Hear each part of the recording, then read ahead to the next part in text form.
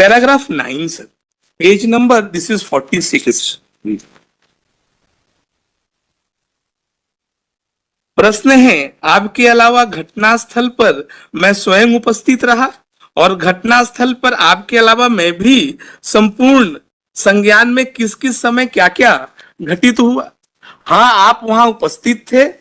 5, 5:30 बजे आप भी उपस्थित थे और आपके सामने ही मुझे गाड़ी में बिठाया गया और आप ही कहा कि मेरे साहब गाड़ी में बैठे हैं, आप मिल लीजिए। मैं गाड़ी में बैठे उस व्यक्ति से हाथ मिलाया जिसको आपने साहब होना बताया था।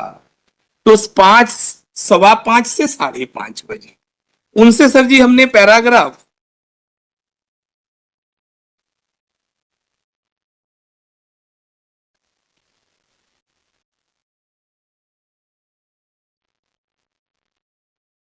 पैराग्राफ 11 में सर जी ये पूछा, ये बात तो उन्होंने एडमिट किया, यह बात सही है कि 5:15 बजे के पश्चात जब मैं अभियुक्तों के साथ गया था तो हमने बीच में अन्य कोई स्थान पर समय बर्बाद नहीं किया था। आपके अनुसार घटना 5:15 बजे प्रारंभ होना बताया है। तो सर जी घटना जो है 5:15 बजे उनके साथ हो रही है, राजेश जैन के साथ। अब सर जी क्या होता है कि मैं, राजेश जैन, श्याम सोनी, राजेश पारिक, संतोष जैन रेडिसन चौराहे पे 5 बजे मिल रहे हैं। 5 बजे क्या होता है, राजेश पारिक, श्याम सोनी और संतोष जैन होटल सायाजी जा रहे हैं जो 1 किलोमीटर है, आया है एविडेंस में हम सब, 1 किलोमीटर है होटल सायाजी। और घटनास्थल से उसी रेडिसन चौराहे से उस घटनास्थल पे जा रहे हैं जहां पे एब्डक्शन हुआ है। हम यहाँ सब जो स्विफ्ट गाड़ी से जा रहे हैं या टवेरा गाड़ी से जा रहे हैं। घटनास्थल पुलिस ने कहा है लगभग 1 किलोमीटर था और सायाजी होटल 1.5 किलोमीटर है।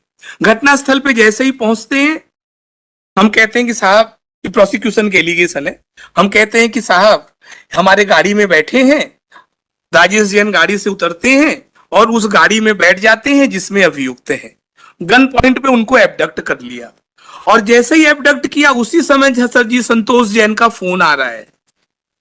उसी समय संतोष जैन का फोन आ रहा है जिसमें कहा कि भाई मैं फंस गया हूं, जल्दी आओ, और किसी आरोपी ने छीन करके काट लिया। अब सर जी ये तो बात किसकी है, राजेश जैन की।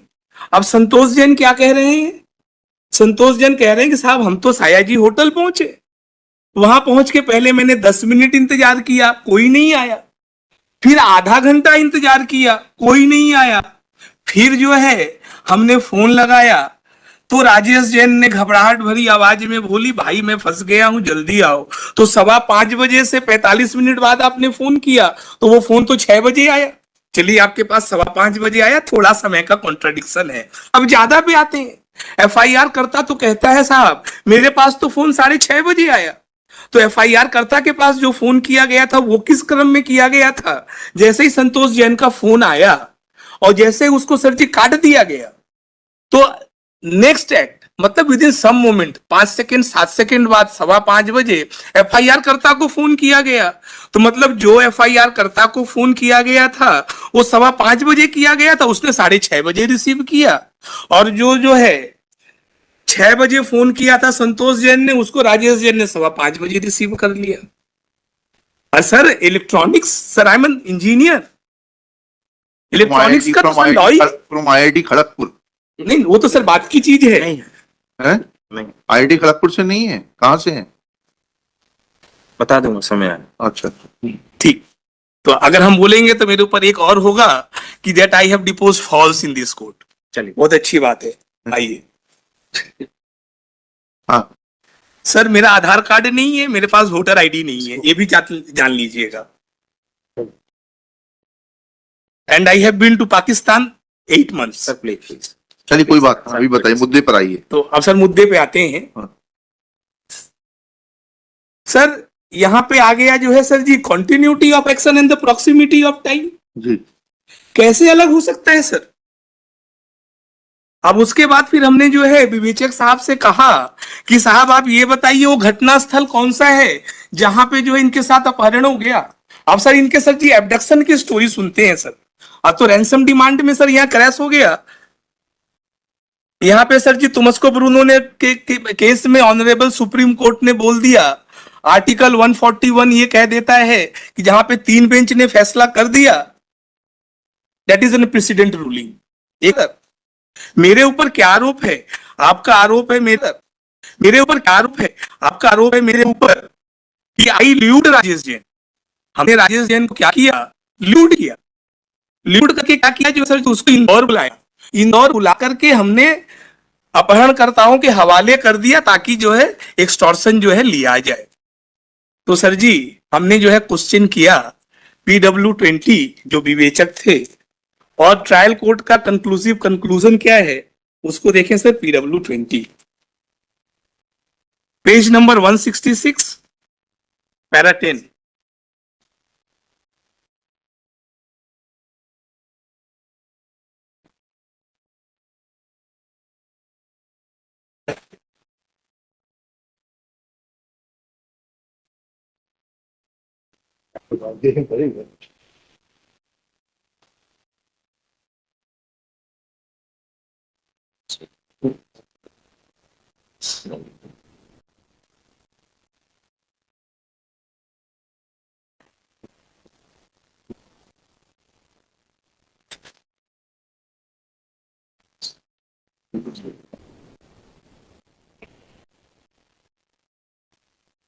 सर पढ़ें सर जी। पैराग्राफ 10, मैंने अभियोग पत्र प्रस्तुत के पूर्व सौदे के संबंध में कोई जानकारी नहीं ली। प्रश्न, राजेश जैन को इंदौर जाने के लिए उस्काया गया था, यह निष्कर्ष आपने किस आधार पर निकाला?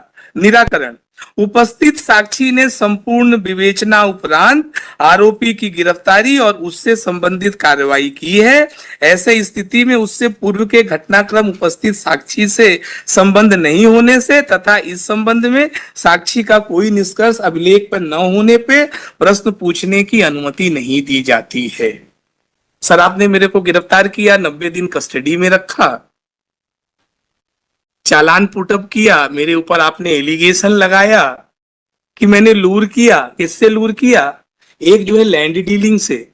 उस लैंड डीलिंग को आपने इन्वेस्टिगेट क्यों नहीं किया? यहाँ पे क्या किया सर जी, बहुत अच्छे से जो है पूरा बर्डन ट्रांसफर कर दिया किस पे सर जी? PW22 पे। PW22 ने तो मेरे को गिरफ्तार भी नहीं किया है, उन्होंने तो मेरा कोई स्टेटमेंट भी नहीं लिया है। विवेचना तो जो है सर जी PW20 ने किया है। तो आपने तो जो है सर जी मेरे खिलाफ जो है कोई सबूत ही नहीं पेश किया। The case is a hit to section 102। Illustration भी, बर्डन ऑफ प्रूफ इन पे है, आप मेरा कोई स्टेटमेंट भी नहीं लिया है। विवेचना तो जो है सर जी PW20 ने किया है। तो आपने तो जो है सर जी मेरे खिलाफ जो है कोई सबूत ही नहीं पेश किया। The case is a hit to section 102। Illustration भी, बर्डन ऑफ प्रूफ इन पे है, आप नहीं कोई साक्ष्य देंगे तो हम जीत जाएंगे, लेकिन हम नहीं जीत जाएंगे सर, क्योंकि द कंटेंशन इज vis-a-vis। हमने कहा है कि अबडक्शन नहीं हुआ है, तो बर्डन ऑफ प्रूफ 106 में हमारे ऊपर भी है, तो जो है सर जी उसको हमने कैरी किया है। हम आते हैं सर जी PW22 पे,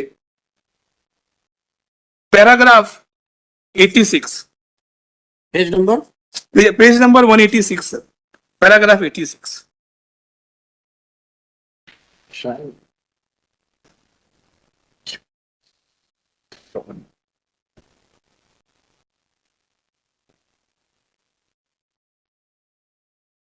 जी। दिनांक 28/8/2013 तक आपको आपके वरिष्ठ अधिकारियों के कथित रेड करने वाली टीम को क्या यह ज्ञात था कि कथित अपहरण किस जिले से हुआ था? तो उनका उत्तर है, मेरी जानकारी अनुसार शायद सभी को यह जानकारी थी कि अपहरण जिला इंदौर से हुआ था, किंतु जब अपहरित राजीव जैन ने परिजन से पुलिस थाना कोतवाली खंडवा आकर घटना बताकर प्रथम सूचना दर्ज कराई गई थी, तब उनके परिजनों ने अपहरण इंदौर से होना बताया था, जिस कारण परिजन ने बताया था कि लैंडलाइन नंबर पर अब अज्ञात व्यक्तियों द्वारा इंदौर से फोन कर अपहरण के बारे में बताया था। अब सर एडमिशन यहां से चालू होता है। यह कहना सही है कि साक्षी सहायक उप निरीक्षक भरत सिंह के धारा 161 सीआरपीसी का कथन मेरे हस्तलिपि में है। यह कहना सही है कि उक्त साक्षी ने उक्त कथन प्रदर्श डी 21 में ए से ए भाग में यह उल्लेखित है कि खंडवा जिले से दिनांक 24/8/13 को एक व्यापारी का अपहरण बदमाश अज्ञातों द्वारा किए जाने की सूचना। अब सर जी 28 तारीख सर जी को क्या है, 28 तारीख को धनंजय अपहरण फिरौती मांग रहा था और 28 तारीख को अपहरण खंडवा में हुआ है, इंदौर में नहीं हुआ है। नहीं 28 को तो रिकवरी हो गई। सॉरी सर 24 तारीख को। 24 हाँ वही 24 मैंने कहा आपको। लेकिन सर ये जो कथन यह कहना सही है कि सहायक उप निरीक्षक नाथूराम दुबे ने पुलिस कथन D22 में ए से ए भाग में जो है उक्त तथ्य में उल्लेख है स्वतः कहा कि D21 व D22 में खंडवा जिले के स्थान पर त्रुटिवश खंडवा जिले से लेख कर दिया था, त्रुटि हो गया सर। यह कहना सही है कि पुलिस उप निरीक्षक नरेंद्र कुमार के पुलिस कथन प्रदर्श D23 में ए से ए भाग पर मध्य प्रदेश के खंडवा से अपहरण होने का उल्लेख है। स्वतः कहा कि D3 में मध्य प्रदेश के खंडवा का के स्थान पे मध्य प्रदेश के खंडवा से लिख दिया था। यह कहना सही है कि साक्षी निरीक्षक राजेश चावड़ा के पुलिस कथन प्रदर्श D24 में भी ए से ए भाग में खंडवा मध्य प्रदेश में घटित घटना के आरोपियों को उल्लेखित है। यह कहना सही है कि सर्वोदय अस्पताल के केस समरी तथा डिस्चार्ज अभिलेख में प्रदर्श प्रदर्श P14C में ए से ए भाग पर अपहरण 24/4/13 को खंडवा मध्य प्रदेश से होना उल्लेखित किया गया है। यह कहना सही है कि सर्वोदय अस्पताल के MLC हेतु पुलिस सूचना में भी अपहरण दिनांक 24/8/13 को खंडवा से होना उल्लेखित है। नोट प्रश्न आरोपी ने दस्तावेज दिखा के पूछा है। सर ये क्या है सर 161 का है, उन्होंने कहा कि त्रुटिवश गलती हो गई। लेकिन सर जी फिर PW7 में आते हैं जो CSP साहब हैं, CSP साहब ने पैरा 1 में जो कहा था कि जो है आपको रूलिंग दे रहे हैं, आपको रूलिंग दे रहे हैं PW12